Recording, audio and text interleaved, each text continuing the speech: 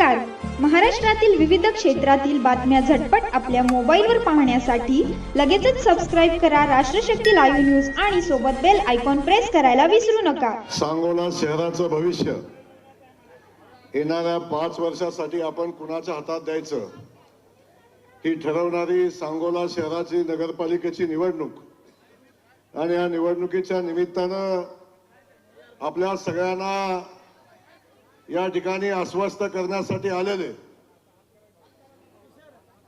या राज्याचे कर्तव्यदक्ष मुख्यमंत्री, लोकनेते आणि ज्यांचं या सांगोला शहराशी, सांगोला तालुक्याशी खूप जवळचं नातं आहे. अगदी आबासाहेब असल्यापासून साहेबांनी ते नातं सातत्यानं जपलेलं आहे.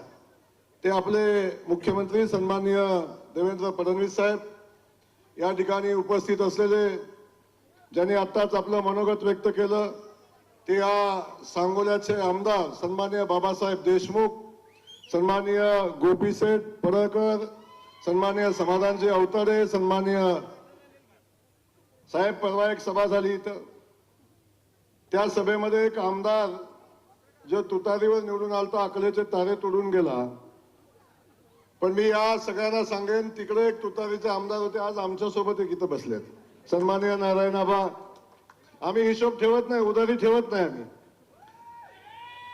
सन्माननीय या भागाच्या विकासासाठी सातत्याने ज्यांनी काम केलं, या सांगोल्याच्या पाणी प्रश्नासाठी ज्यांनी कायम संघर्ष केला ते सन्माननीय रणजितसिंह निंबाळकर, पंढरपूर नगरीचे नेते सन्माननीय प्रशांतजी परिचारक, माजी आमदार दीपक आबा साळुंके, या पॅनलचे प्रमुख सन्माननीय दीपक आबा, आमचे जिल्हाध्यक्ष चेतनसिंह केदार आणि भारतीय जनता पक्षाचे आमचे नेते बाळासाहेब एरंडे आणि खास करून या ज्यांच्यासाठी ही निवडणूक, ज्यांच्यासाठी ही सभा होते ते आपले नगराध्यक्ष पदाचे उमेदवार आणि आपले सेलार मामा सन्माननीय मारुती आबा बनकर आणि भारतीय जनता पक्षासोबत आमच्या या युतीसोबत असलेले आमचे सगळेच उमेदवार, या सगळ्यांचं मी मनापासून स्वागत करतो. आणि स्वागत करत असताना मी काय फार बोलणार नाही, साहेब बोलणार आहेत, साहेब आपल्याला सांगतील. पण मी एवढंच सांगण्यासाठी आलोय की या ठिकाणी आपण बघितलं, सभा झाली, त्याच्या अगोदर प्रेस कॉन्फरन्स झाली आणि आमचे मित्र सन्माननीय शहाजी बापू पाटील हे सातत्याने सांगतात की माझ्यावर अन्याय होतोय, माझ्यावर अन्याय होतोय, मामाला सोबत घेतलं नाही, कधी साहेबांचं नाव घेतलं, साहेब तुमचं. पण मला सांगोलाकरांना मनापासून सांगायचं, बाबासाहेबांपासून सगळ्यांची इच्छा होती की आपण सगळेजण एकत्र येऊन शहराच्या विकासासाठी सगळे मतभेद बाजूला ठेवू आणि शहाजी बापूला पण सोबत घेऊ, ही बाबासाहेब आणि दीपक आबा सगळ्यांची भूमिका होती. पण मी सांगोलाकरांना पहिल्यांदा सांगेन, शहाजी बापूंनी या बैठकीत न बसता शहाजी बापूंनी साहेब सगळ्यात पहिला त्यांचा उमेदवार जाहीर केला, उमेदवारी जाहीर केले, नगराध्यक्ष पदाचा उमेदवार जाहीर केला. आता लग्न ठरल्यावर मला म्हणतात लग्न जमवायचं बघा. तर सगळं झालं आणि आता आमच्यावर ब्लेम करता की या शहरामध्ये माझ्यावर अन्याय होतोय, सांगोल्यामध्ये अन्याय होतोय. मी सांगेन बापू आपले खूप चांगले संबंध आहे, आजही उद्याही राहतील. पण आपण ज्या भावनिकतेने इथं बोलताय, जी भूमिका मांडताय, माझा निवडणुकीला पराभव झालाय, माझ्याकडे आता काहीच राहिलं नाही, आता मला किमान नगरपालिका तरी मला द्या, ही भूमिका आपण घेताय.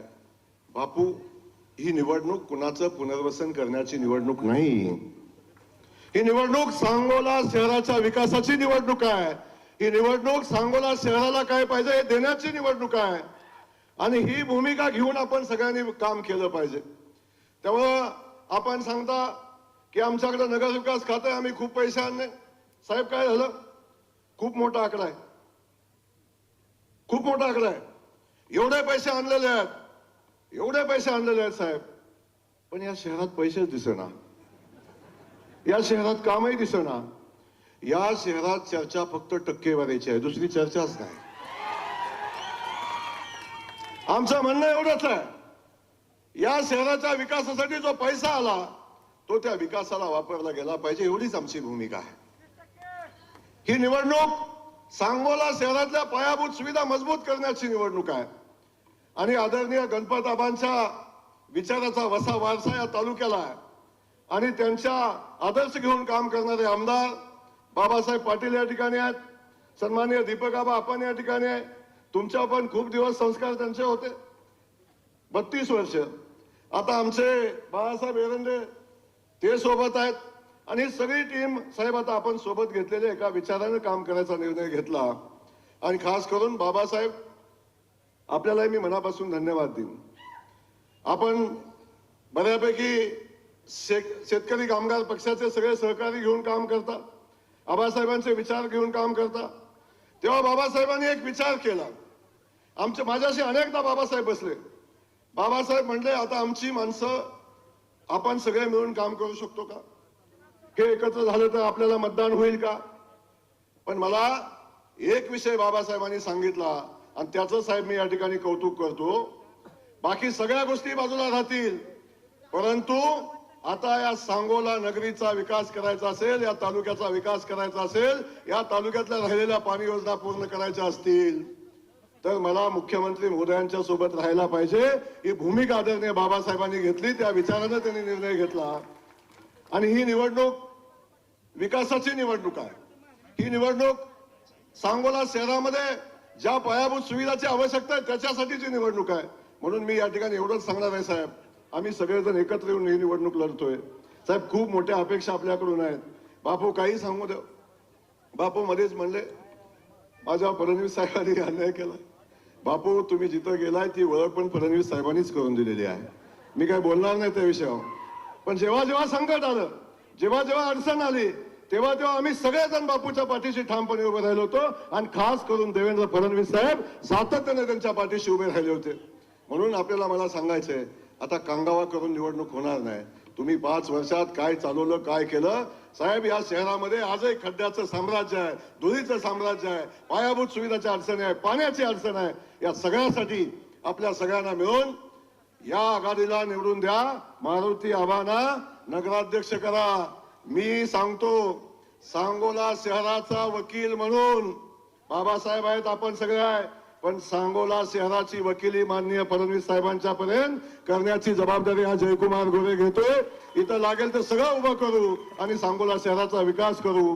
2 तारखेला आपण सगळ्यांनी मिळून कमळाच्या चिन्हाच्या समोरचं बटन दाबा आणि खाली जे जे चिन्ह आहेत आपल्या युतीची, आघाडीची, युतीची, त्या सगळ्या चिन्हाच्या समोरचे उमेदवार, शहर विकास आघाडीचे उमेदवार आपण निवडून द्या आणि बाकी सगळी विकासाची जबाबदारी या सांगोला शहराची जबाबदारी साहेब मी विनंती करतो आबासाहेबांच्या नंतर हा सांगोला तालुका आपण दत्तक घ्यावा आणि या तालुक्याचा, या शहराचा विकास करावा एवढी विनंती आपल्याला करतो. आणि पुन्हा एकदा माझ्या सांगोल्याच्या जनतेला विनंती करतो, आपण मारुती आबाला निवडून द्या आणि या शहराचा विकास करण्याची संधी द्या. जय हिंद, जय महाराष्ट्र.